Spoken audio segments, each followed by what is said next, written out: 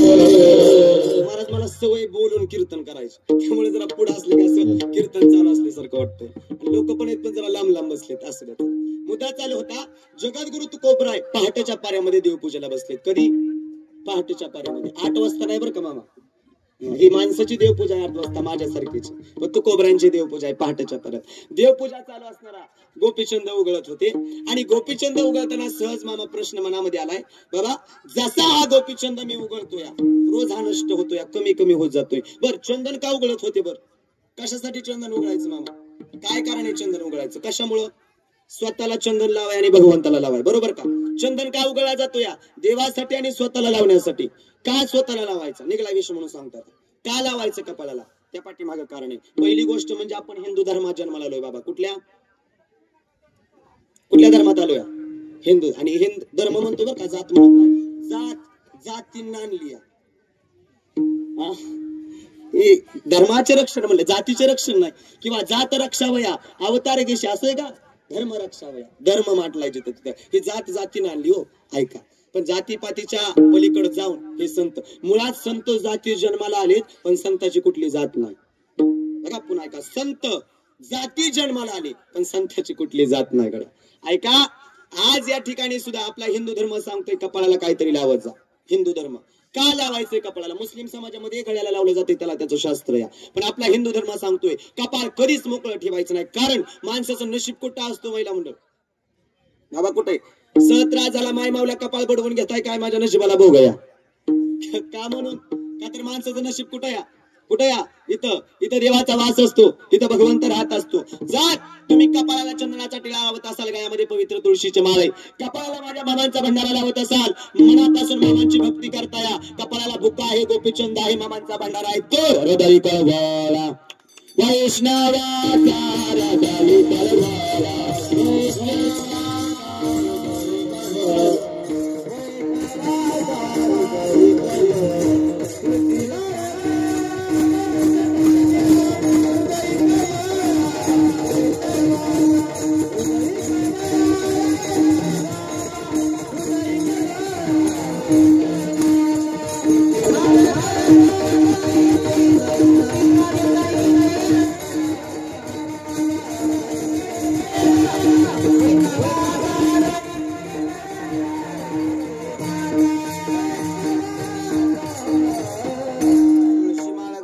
गोपीचंद टिळा हृदय कळवळा वैष्णवांचा. महाराज हृदय कळवळा वैष्णवांचा म्हणजे काय? हृदय कळवळा वैष्णवांचा म्हणजे काय? ऐका, ठेस तुम्हाला लागली, दुःख मामाला होतं या, वेदना तुम्हाला झाल्या, सहन मामा करतायत. प्रत्येक अडचणीला, प्रत्येक साकिड्याला, प्रत्येक हाकीला आदमापूरचा भगवंत तुमच्या धावून येणार, पंढरपूरचा पांडुरंग परमात्मा तुमच्या धावून येणार. पण त्याचं प्रिदया गेशी तेव्हा ऐसा तू उदार. ऐका, उदार अंतकरणाचा भगवंत आपल्या नातेपुते नगरीमध्ये येऊन बसलाय, पण त्याचा हृदय गड्या तो अगोदर काहीतरी घेतोय आणि मामा मग काहीतरी देतोय. मग देव आमच्याकडून काय घेतो? देव आम्हाला काय मागतो? महिला मंडळ पुढे बघायचं बरं का. तळ या एक वर माणसं येत राहणार, इकडे तिकडे बघू नका. तुम्ही रोज मामांच्या आरतीला येताय, बरोबर का? येताय का नाही? रोज मामांच्या पाया पडताय, इथं मामांच्या पाया पडा. किंवा गावातल्या देवापाशी जा, पंढरपूरच्या पांडुरंगापाशी जा, कुठल्या देवापाशी जा. महिला मंडळ असं कधी झालंय का तुम्ही देवाच्या पाया पडाय गेल्यावर देव माग सरला का आधी पैसे टाकून मग पाया पड? झालं का कधी मामा? सरला का देव माग आधी पैसे टाकून मग पाया पड? त्याला बी पुरावा देतो, होय ना भिकारी पंढरीचा वारकरी. आम्ही तसं गड्या, तसं तो तुमचा पैसा मागत नाही, दान दौलत मागत नाही, शेतीवाडी मागत नाही, दागदागिने मागत किंवा नाही, किंवा 7-12 नावं करून घेत नाही. आलाय कीर्तनाला तर चांगलं घेऊन जा. भगवंताला लागतोय काय? फक्त थोर प्रेमाचा भुकेला किंवा देवभावाचा भुकेला, हाची दुष्काळ याला महाराज.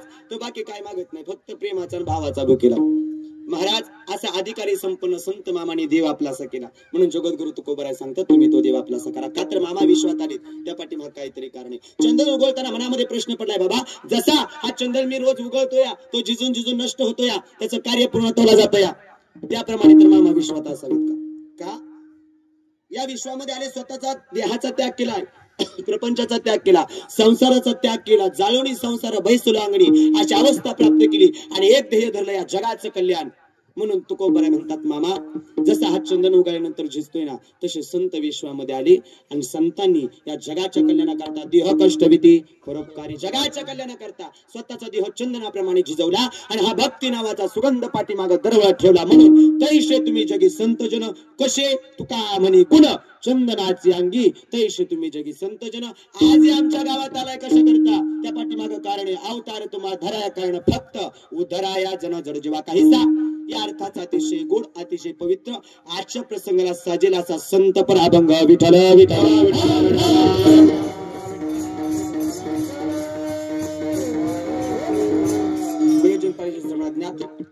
श्री संत सद्गुरु बाळमामा देवालय आदमापूर कृपांकित बघा क्रमांक 14 आणि 14 नंबर पालखीचं या प्रथम आपल्या नातेपुते नगरीमध्ये स्वागत आणि त्यानिमित्त आयोजित भव्य दिव्य असा कीर्तन सोहळा मामांच्या नामचिंतनाचा जागर या ठिकाणी चालू आहे.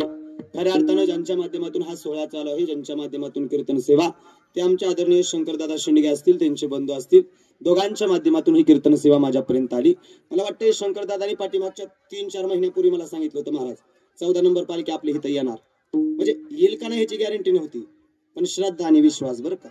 जिथं विश्वास आणि जिथं श्रद्धा आहे तिथं देव आहे. मानला तर देव नाही तर तो सुद्धा दगड असतो. लक्ष द्या, फक्त विश्वास. आणि देव म्हणत नाही मला पूजा आणि रोजच आंघोळ घाला. मनापासून अंतकरणापासून देवाबद्दल गोडी आणि कळवळ असू द्या, निष्ठा असू द्या. त्यांची निष्ठा होती. नाही काय झालं तरी मामा येणार येणार ही त्यांची श्रद्धा होती. पाठीमागच्या 3 महिन्यापूर्वी बाबा ते बंगल्याच्या वास्तुशांतीला साड्या ना यांच्या दुकानात गेलो होते. त्यावेळी सांगितलं महाराज चिंता करू नका, येते आपल्या इकडे सुद्धा पालखी. म्हणजे कोणती 14 नंबर आहे घाटाच्या वर 100% येणार. बघा मामांचं जिथं भक्त आहे तिथं मामा येतातच. आणि मामांचा शब्दच आहे गडे, ऐका ज्या गावामध्ये ज्या भागामध्ये माझी भक्ती चालूया, ज्या घरी माझी भक्ती चालूया, ज्या गावात माझी भक्ती करताना ऐका, जर या मनापासून आदमापूरच्या भगवंताची भक्ती करत असाल तर ऐका रे, तुम्हाला माझ्यापाशी यायची गरज नाही. हा आदमापूरचा भगवंत चालून तुमच्या गावात आल्याशिवाय राहणार नाही. हा शब्द मामाचा आहे. म्हणून आज आपल्या नातेपुते नगरीमध्ये दुसऱ्यांदा मामांचा हा भव्य दिव्य सोहळा घडतो. या पाठीमागं कारण आहे फक्त भक्ती आणि निष्ठा, जे आमच्या शंकरदादांची आणि सूर्यदादांची आहे. त्यांच्या चरणी नतमस्तक होत असताना सेवेसाठी उपस्थित भाऊसंगीने महिला वर्ग पुरुष वर्ग तथा बाळमामांचे निष्ठावंत भक्त सर्वांच्या चरणी नतमस्तक. या ठिकाणी गोड असे मृदंगाचार्य आमचे जिवलग मित्र मोठे गुरुबंधू, भागातील नवे महाराष्ट्रातील सुप्रसिद्ध गोड मृदंगाचे आमचे विशालजी महाराज जाधव या ठिकाणी उपस्थित आहेत. गोड गायनाचार्य आमचे माऊली महाराज या ठिकाणी आहेत. तदनंतर आमचे पवार महाराज या ठिकाणी आहेत. विनेकरी बाबा तुम्ही असाल. समस्त ज्ञानवैभव वारकरी शिक्षण संस्था आमच्या अमोलदादांची या ठिकाणी सर्व मुलं उपस्थित आहेत. त्यांच्या चरणी नतमस्तक होत असताना झालेले कीर्तन परत कधी पाहावं तर आज या ठिकाणी भरपूर चॅनल उपस्थित आहेत. आमच्या राठोड दादांचा या ठिकाणी चॅनल मामांच्या नावाने या ठिकाणी उपस्थित आहे. आमचा समाधान दादाचा भक्त बाळमामांचा युट्यूब चॅनल या ठिकाणी आहे. तदनंतर भागातील माझ्यासारखे कित्येक कीर्तनकार मोठे ज्यांनी केले अशा आपल्या भागाचं ओम साई क्रिएशन युट्यूब चॅनल चैतन दादा या ठिकाणी उपस्थित. एक चॅनल राहतोय काय कुठला तरी राहतोय इथला राहतोय ह्या भागाचा एक कुठला तरी असू द्या, चला नाही ते असू द्या. सर्वांच्या चरणी नतमस्तक होत असताना सेवेसाठी उपस्थित भागातील सर्वच आता दिग्गज मंडळी आहेत. मला कोणाची नाव एवढी आता आमचे गाडे गुरुजी आहेत, ज्येष्ठ कीर्तनकार आमचे या ठिकाणी राजेंद्र महाराज असतील, त्यानंतर इकडे चोपडे महाराज आहेत, गोपने महाराज आहे आमचे. मामा तुम्ही असाल सर्वजण, आता कोणाची नावं लय घेत नाही, सर्वजण माझेच आहात जिवाळ्याची लोक या ठिकाणी. काही जण माझं कीर्तन म्हणून आवर्जून उपस्थित आहेत. त्यांच्या चरणी नतमस्तक होत असताना या भागाची कारभारी मामा असतील, उपकारभारी मामा असतील, आचारी मामा असतील, पुजारी मामा असतील, मेंढी माऊली चरणी दंडवत, मेंढख्याच्या चरणी नतमस्तक होत असताना या ग्रामदेवता चरणी दंडवत, गुरुवारी यांच्या चरणी दंडवत, सकल संत महात्मे मायबाप सुंदर अशी साऊंड सिस्टीम त्यांच्या चरणी नतमस्तक. श्री संत सद्गुरु बाळमामा चरणी दंडवत, वाणीला आरंभ. विठ्ठल विठ्ठल.